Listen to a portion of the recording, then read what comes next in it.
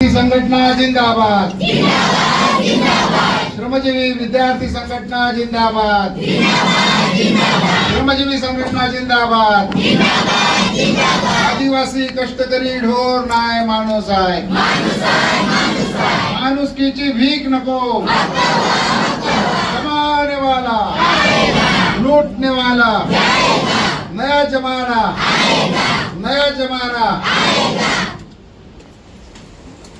संघटनेचे माझे अध्यक्ष आदरणीय रामभाऊ, संघटनेचे अध्यक्ष मान्य सीताताई, आपल्या संघटनेची कन्या वसईच्या विधानसभेचं प्रतिनिधित्व करणारी सोनू, दत्तूभाऊ, अशोक, सुरेश कामत, नवीन, सुलतान भाई, बाळाराम, सुरेश, कैलाश, प्रकाश, गणेश, शरद पाटील, ते माझे पाठराखीर असल्यामुळे मला दिसले नाही, आणि माझ्या संघटनेच्या सर्व भावांनो बहिणींनो, या सर्वांनी ज्यांनी माझ्याबरोबर माझ्या आयुष्यात संघटनेचा प्रवास केला, ते सर्व जीवाभावाचे सहकारी, लाडक्या भावांनो बहिणींनो, आणि सर्वात महत्वाचं म्हणजे काय असेल, सर्वात महत्वाचं काय असेल, माझ्या लाडक्या मुलांनो आणि मुलींनो,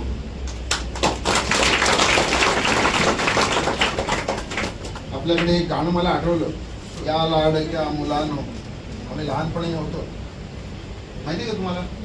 म्हणा बरं, म्हणा,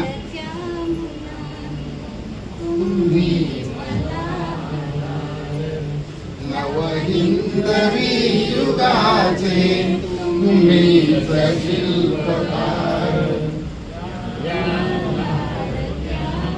नवहिंदवी युगाचे तुम्हीच शिल्पकार, तुम्हाला सलाम।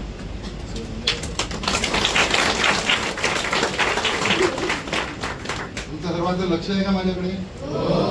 मी साथ दिली तर तुम्ही काय द्याल? मी तुम्हाला साथ दिली तर तुम्ही मला काय द्याल? मी तुम्हाला साथ दिली तर तुम्ही मला काय द्याल? I love you. Very good, नक्की माझं तुमच्यावर खूप प्रेम, नक्की आहे। परीक्षा घेऊ बघा, रात्री 2 वाजता, मी निशाचर आहे, रात्री 2 वाजता पण तुमच्या स्वप्नात येईल। मला सुरेश, गणेश आणि संघटनेचे अध्यक्ष सीता, बाळाराम, विजय, कैलाश, गणेश, विजय, सर्वांना मला तुम्हाला धन्यवाद द्यायचे आहेत। सोनू म्हणाली ते खरं आहे की मला भेटी वाढदिवसालाच नाही, अनेक वेळा अनेक भेटी मिळाल्या, त्या कुठे गेल्या मला माहित नाही, पण आज जी भेट दिली आहे त्याचं मोल नाही।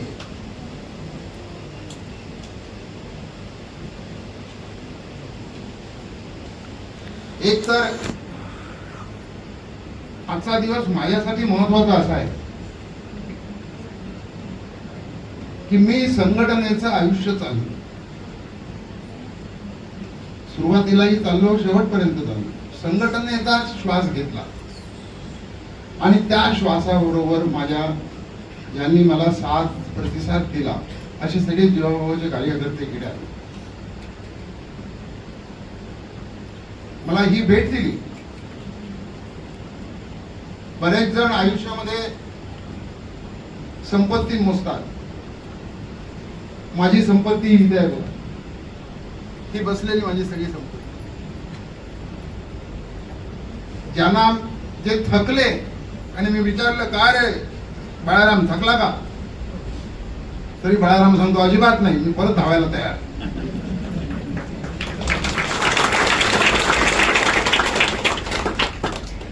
अरे सुरेश विजय थकलात का तुम्ही? पाय दुखतायत का? अजिबात नाही. ज्यांचे पाय दुखत असतील, थकले असतील, झोपले असतील, तरी सुद्धा 24 तास काम करणारे संघटनेचा प्रत्येक सक्रिय कार्यकर्ता, प्रत्येक पदाधिकारी ही माझी संपत्ती आहे. प्रत्येक सभासद ही माझी संपत्ती आणि त्या अर्थानं प्रचंड संपत्ती माझ्याकडे मिळाली. आज आपले लाखापेक्षा जास्त सभासद आणि आपण त्याच्याही पेक्षा जास्त जाऊ. आपण बरंच काही मिळवलेलं आहे. संघटना नसती तर काय झालं असतं याचा विचार जेव्हा आपण करतो तेव्हा आपल्याला कळतं संघटना नसती तर काय झालं असतं. जिथे संघटना नाही तिथे काय आहे? जिथे संघटना नाही तिथे ज्याला रेशन कार्ड नाही तो बोलू सुद्धा शकत नाही. ज्याला आधार कार्ड नाही तो बोलू सुद्धा शकत नाही. ज्याला शाळा नाही तो बोलू शकत नाही. ज्यांनी पलाट काढलाय तो बोलू शकत नाही. शाळेमध्ये शाळेत शिक्षक येतो का नाही हे तो बोलू शकत नाही. तो जगू शकत नाही, कसा तरी जनावरासारखा जगतो. पण ज्या वेळेला तो संघटनेत येतो त्यावेळेला जरी आधार कार्ड नसेल तर आधार कार्ड साठी खंबीरपणे उभा राहतो, संघर्ष करतो. तो संघटनेचा कार्य येतो. काल आधार कार्ड साठी सर्वकडे संघर्ष. आता आधार कार्ड मिळवून देणं ही काही संघर्षाची गोष्ट आहे. तुम्ही आधार कार्ड आम्हाला देत नाही म्हणजे आमचं नागरिकत्व नाकारता. आम्ही या देशाचे नागरिक नाही.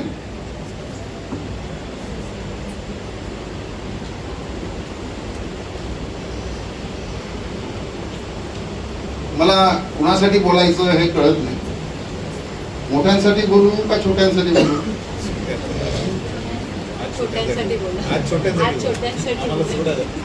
आज छोट्यांसाठी बोलू. मग छोट्यांसाठी जे बोलतो ते मोठ्यांनी लक्षात घ्या.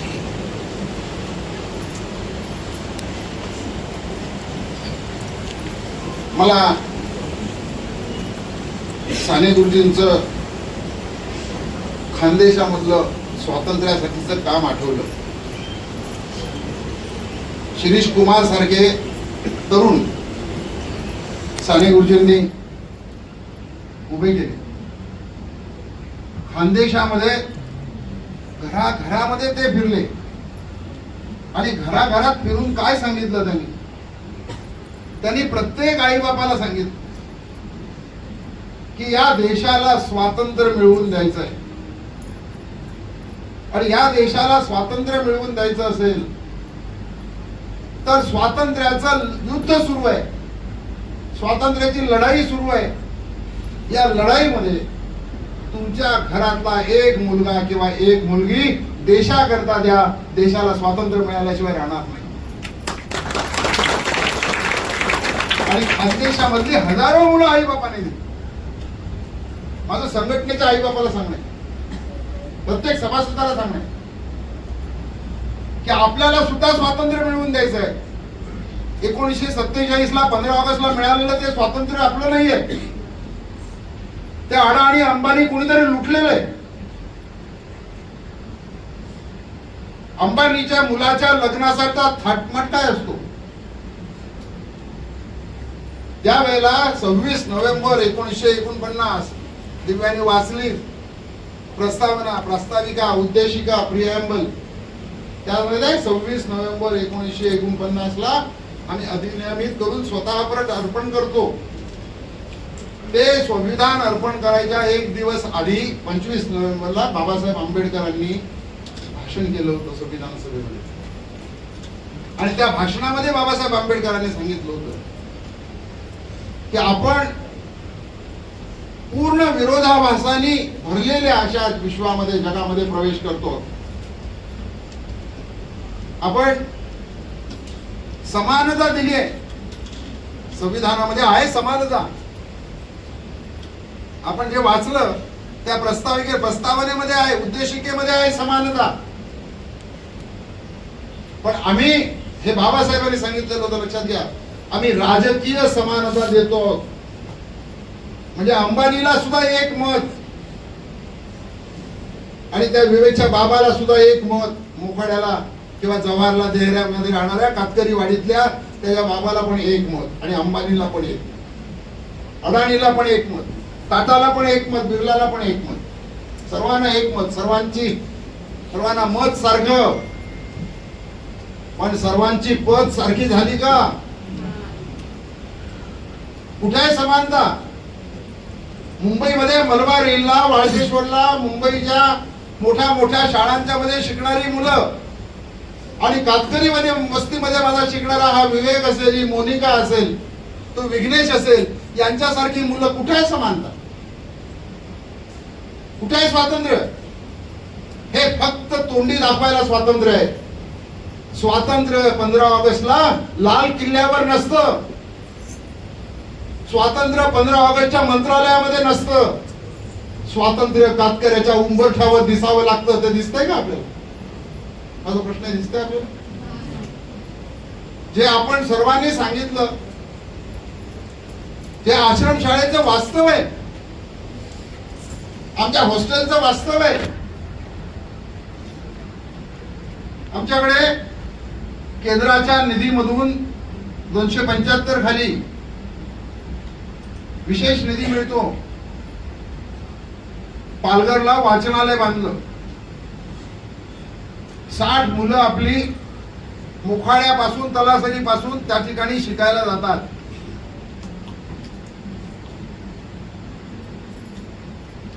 मी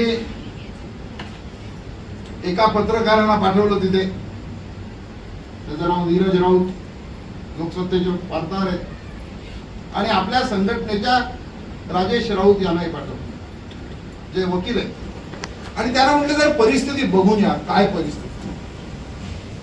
त्या मुलांशी मी बोललो.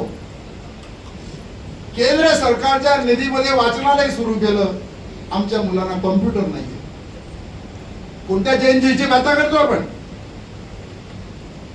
जर मुलांना ऑनलाईन शिकायचं असेल आणि मुलांना कॉम्प्युटर नसेल तर मुलांनी कसं एमपीएससी करायचं?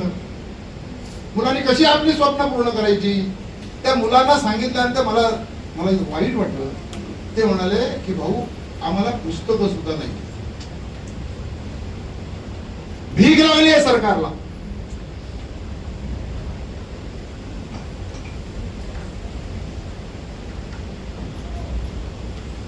एका बाजूने करोडोचे प्रकल्प आणायचे. 1 किलोमीटर मेट्रो बांधायची असेल, 1 किलोमीटर मेट्रो, तर 3000 कोटी रुपये खर्च करतो. आणि आमच्या पोरांना द्यायला पुस्तकं नाहीत तुम्हाला. हे सरकार आहे का मला सांगा? हे कोणत्या पक्षाचं आहे याला महत्व नाही. तो सत्तेत आहे का विरोधात आहे? कोण आमच्या पोरांचं भविष्य काय आहे? आमची पोरं शिकणार कशी? शाळेमध्ये सायन्स 11वी 12वी काढता, एकही शिक्षक नाही. कुठे आहे स्वातंत्र्य? इंग्लिशला पोरांना 10वीला इंग्लिशला मुलं म्हणतात की आम्हाला भाऊ शिकायचंय, आम्हाला डॉक्टर व्हायचंय, आम्हाला इंजिनियर व्हायचंय, पण आम्ही काय करू? आम्हाला इंग्लिशला शिक्षक नाही. मी तुम्हाला सांगतो, विद्यार्थी संघटना सुरू करताय ना, मंत्रालयामध्ये आदिवासी मंत्र्याच्या केबिन मध्ये घुसा, मुख्यमंत्र्यांच्या बंगल्यावर घुसा. आपला अधिकार आहे, भीक मागत नाही. शिका फक्त नाही, कुणी कशासाठी शिका? नाही तर बोलणार बोलले शिका, संघटित व्हा, संघर्ष करा, नुसते बोलत राहिलो. शिकायचं आहे, आयुष्य बदलायचंय आम्हाला.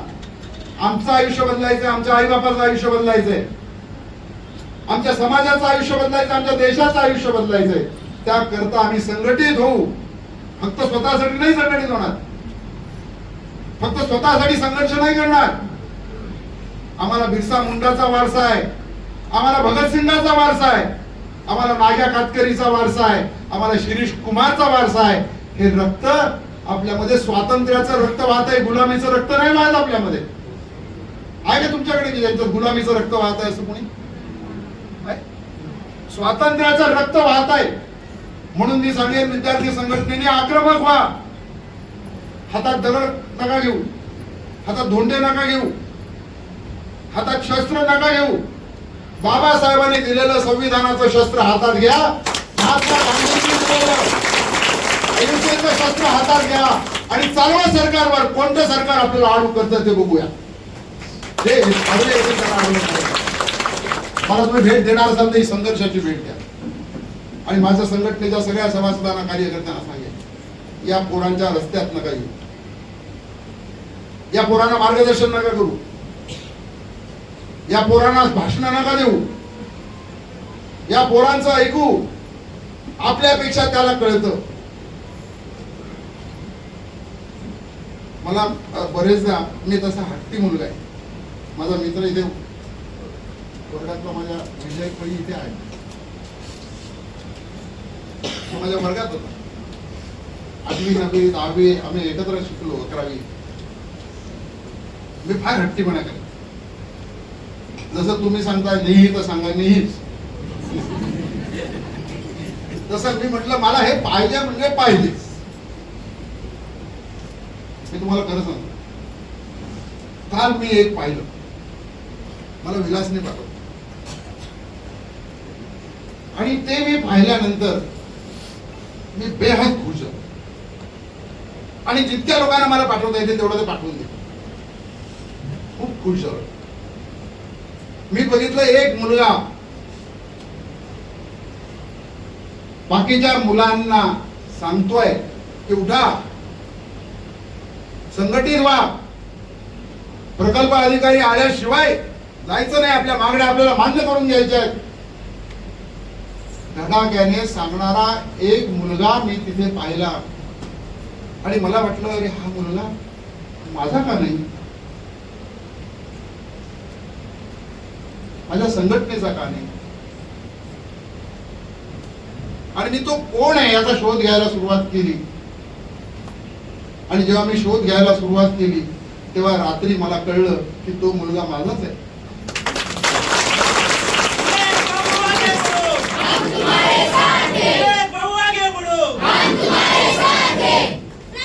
याला शोधण्यासाठी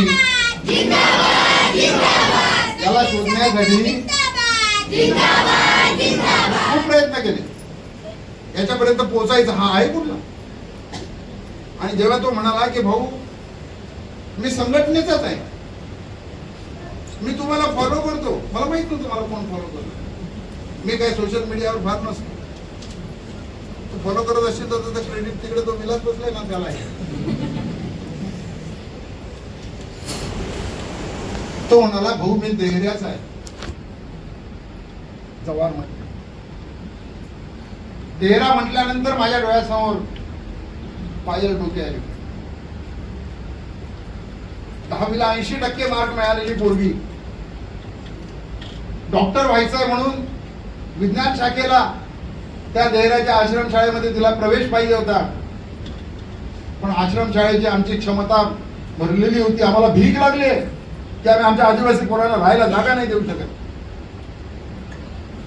त्या पोरीने तिचं स्वप्न पूर्ण होणार नाही म्हणून पेट्रोल ओतून आत्महत्या केली. ते गाव म्हणजे देहरे, त्या आश्रमशाळेत. तो म्हणाला की भाऊ 2 वर्षापूर्वी नाही 1 वर्षापूर्वी मी आत्मक्लेश आंदोलनासाठी ठाण्याला पण आलो होतो. म्हणून मी मगाशी म्हटलं की एक विवेक असताना जाताना दुसरा विवेक जन्माला आलाय आणि हा एक विवेक असे अनेक आहेत. तुमच्या प्रत्येकामध्ये मला दिसतंय की तुमच्या अंतःकरणामध्ये आग आहे. कोणाच्या अंतःकरणामध्ये बर्फ आहे जरा मला सांगा. कुणाकुणाच्या अंतःकरणात आग आहे मला सांगा. हात वर करा. कुणाच्या अंतःकरणामध्ये सरकार जे करतंय, मेट्रोला 1000 2,000 3,000 कोटी 3,000 कोटी एका किलोमीटरला आणि आदिवासी पोरांना शिक्षक नाही याची चीड ज्यांना ज्यांना आहे त्यांनी हात वर करा. आणि याचा जाब विचारायची हिंमत ज्यांच्या ज्यांच्यामध्ये आहे त्यांनी हात वर करा. यासाठी त्रास सहन करायची ज्यांची तयारी आहे त्यांनी हात वर करा. जेलमध्ये जायची तयारी आहे त्यांनी हात वर करा. काळजी नका करू. मला तुमच्या सर्वांचा अभिमान वाटतो. मी आजच्या दिवशी वाढदिवसाच्या निमित्ताने तुम्ही मला भेट दिली, मी तुम्हाला भेट दिली. माझी भेट तुम्हाला माझ्या आयुष्यातले उरलेले जितके श्वास असतील ते सर्व मुलांचे तुमच्या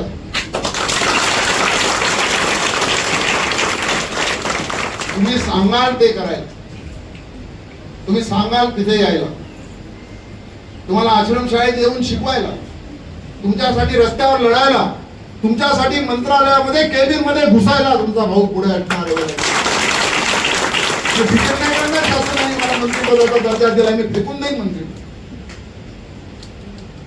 आढावा समितीचं अध्यक्षपद फेकून देईन. काय करायचंय? 100 44 शिक्षक आमच्या आश्रमशाळेमध्ये नाहीत. जिल्हा परिषदेमध्ये पालघरला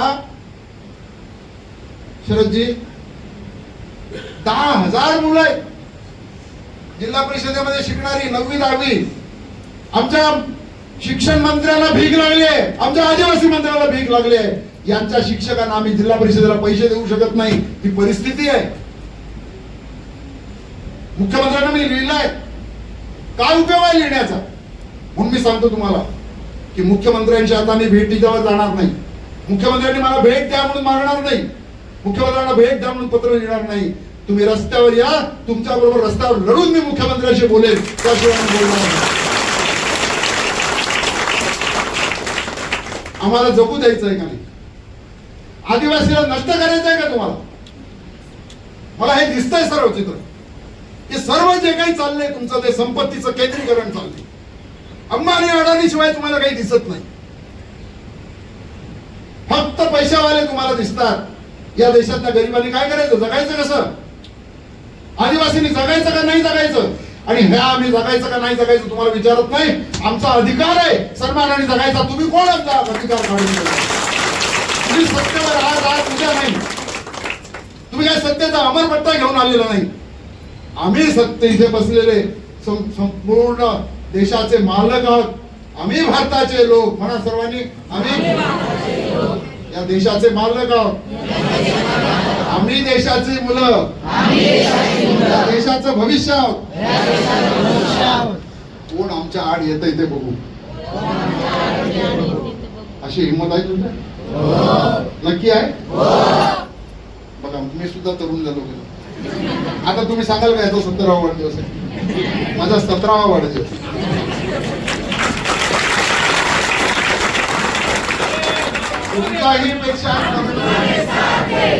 तुमच्याही पेक्षा तरुण बनवून मी लढेन. मी 15 ऑगस्टला सांगितलं की 2047ला जेव्हा देशाच्या स्वातंत्र्याला 100 वर्ष होतील ती साजरी करायला मी असणार. आणि ते असणार.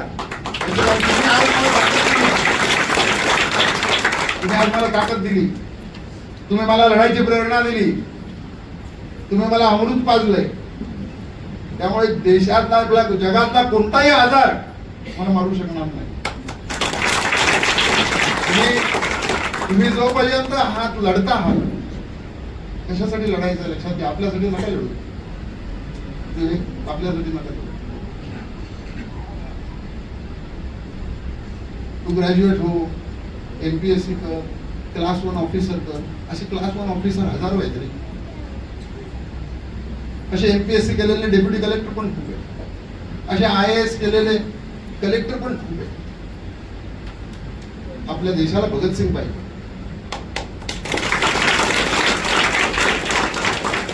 आम्हाला तो IAS पाहिजे जो ICS होता नेताजी सुभाषचंद्र बोस सारखा, की ज्यांनी लाथ मारली आणि देशाच्या स्वातंत्र्याकरता लढायला होता.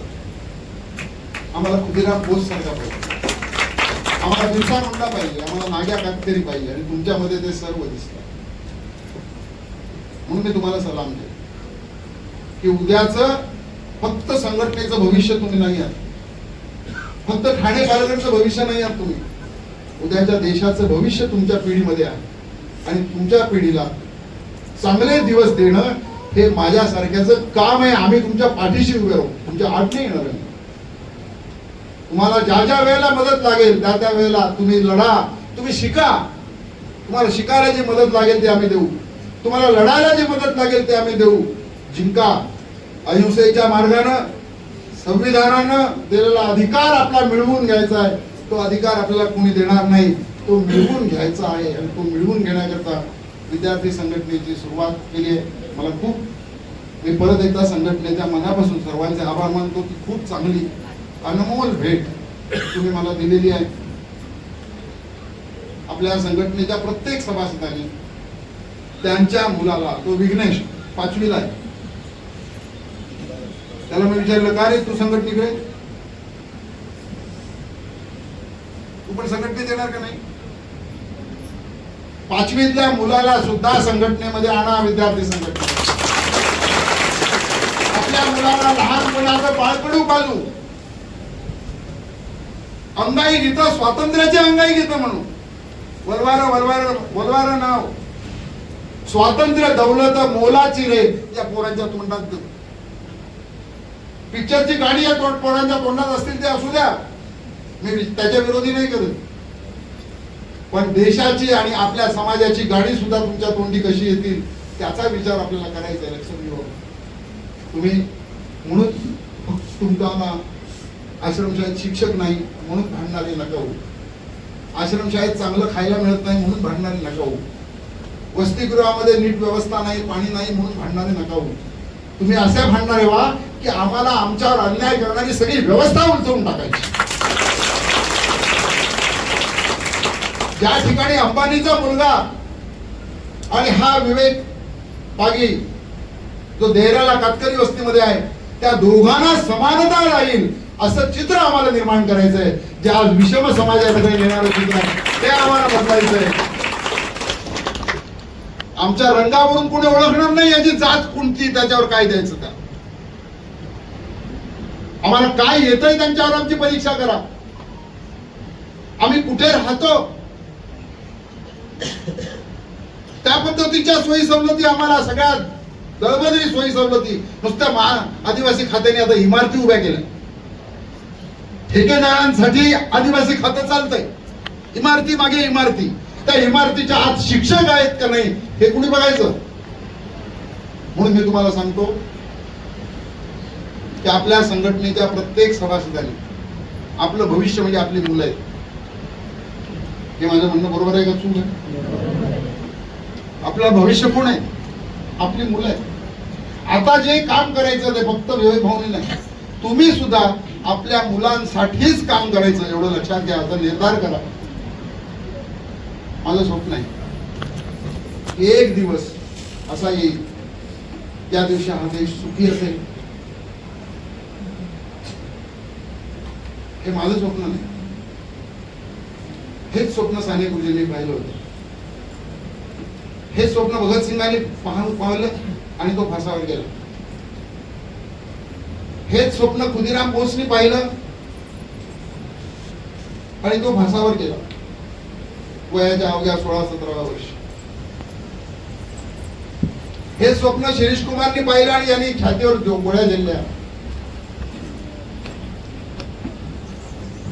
हेच स्वप्न महात्मा गांधींनी पाहिलं होतं, हेच स्वप्न बाबासाहेब आंबेडकरांनी पाहिलं होतं, सरदार पटेलांनी, की आपला देश सुखी व्हावा, या देशामधला प्रत्येक जण सुखी राहावा, एकही जण उपाशी राहू नये.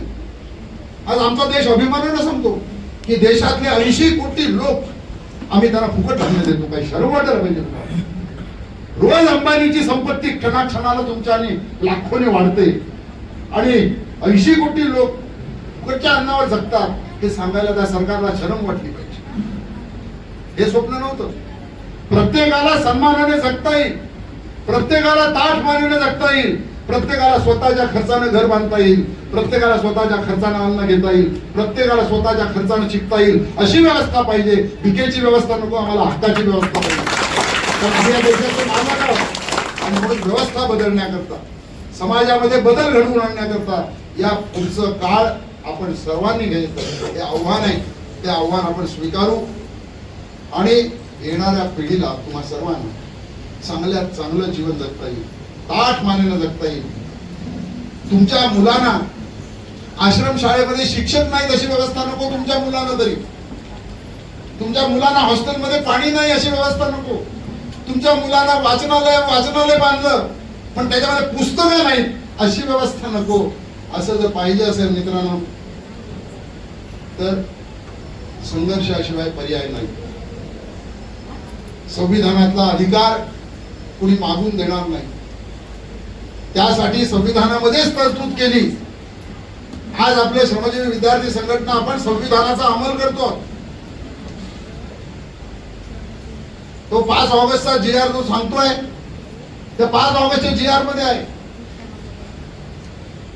की मुलांनी वसतिगृहात राहणाऱ्या मुलांनी संघटना करायची नाही. अरे तुमच्या बापाची भीक आहे का संघटना करायची नाही? कोण तो GR काढणार आहे? मी तुम्हाला सांगतो त्या GR ची होळी करा. फक्त 26 वर्षावर नका थांबू. संघटना करायची नाही. तुम्ही आम्हाला खायला द्यायचं नाही आणि आम्ही बोलायचं नाही. तुम्ही आम्हाला पाणी द्यायचं नाही, आम्ही बोलायचं नाही. संघटना करायचा अधिकार आम्हाला बाबासाहेब आंबेडकरांनी संविधानामध्ये अनुच्छेद 19 प्रमाणे दिला. मुलांना सुद्धा अधिकार आहे. हॉस्टेलमध्ये, आश्रमशाळांमध्ये आणि सांगा होय तुमच्या GR ची होळी करून टाकतो, आम्ही संघटना करतो. दाखवा तुम्हाला संघटना आमची करायची थांबू. आहे तुमच्या हिंमत? आहे हिंमत? प्रत्येक आश्रमशाळेमध्ये संघटना कराल, प्रत्येक हॉस्टेलमध्ये संघटना कराल. मी तुम्हाला विचारतो सर्व मुलांना, प्रत्येक जिल्हा परिषदेच्या शाळेमध्ये आपल्या मुलांची संघटना कराल, प्रत्येक कॉलेजमध्ये महाविद्यालयामध्ये संघटना कराल, नक्की कराल. ज्या ज्या ठिकाणी अकॅडमी आहे त्या त्या ठिकाणी संघटना कराल. जिथे जिथे विद्यार्थी आहे तिथे संघटना कराल. त्यासाठी वेळ द्याल नक्की. मागे ना फिरायचं. त्या दिवशी तुम्ही हे कराल आणि ते करावं.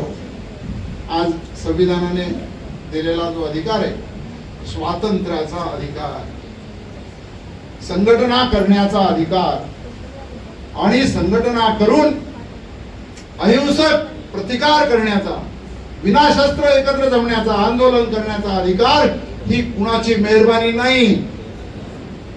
तो आमचा अधिकार, घटनादत्त अधिकार आहे आणि तो घेतल्याशिवाय आम्ही राहणार नाही. संघटना केल्याशिवाय आम्ही राहणार नाही. हा निर्धार तुमच्यापैकी प्रत्येकाने करा. तुमच्या प्रत्येकाचं आयुष्य बदललेलं असेल एवढं मी सांगतो.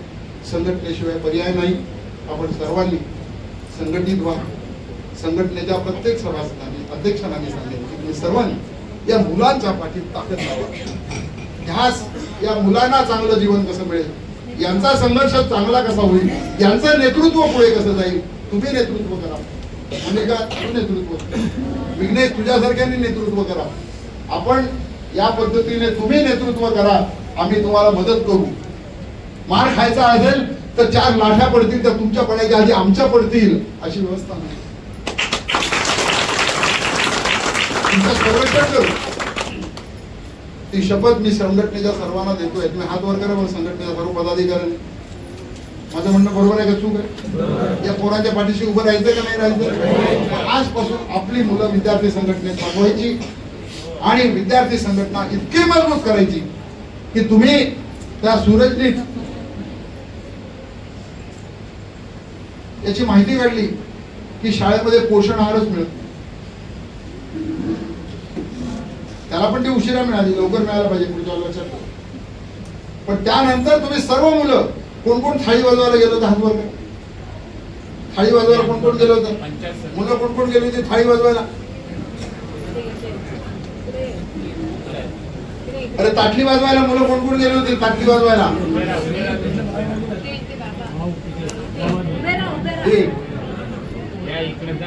पण यांनी तुम्ही ताटली वाजवली, तुमची ताटली.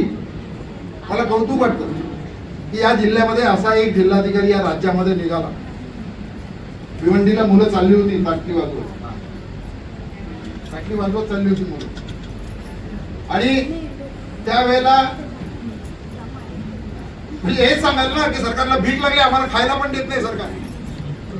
आणि एक अधिकारी उतरला, पोलीस पण उतरले त्याच्याबरोबर.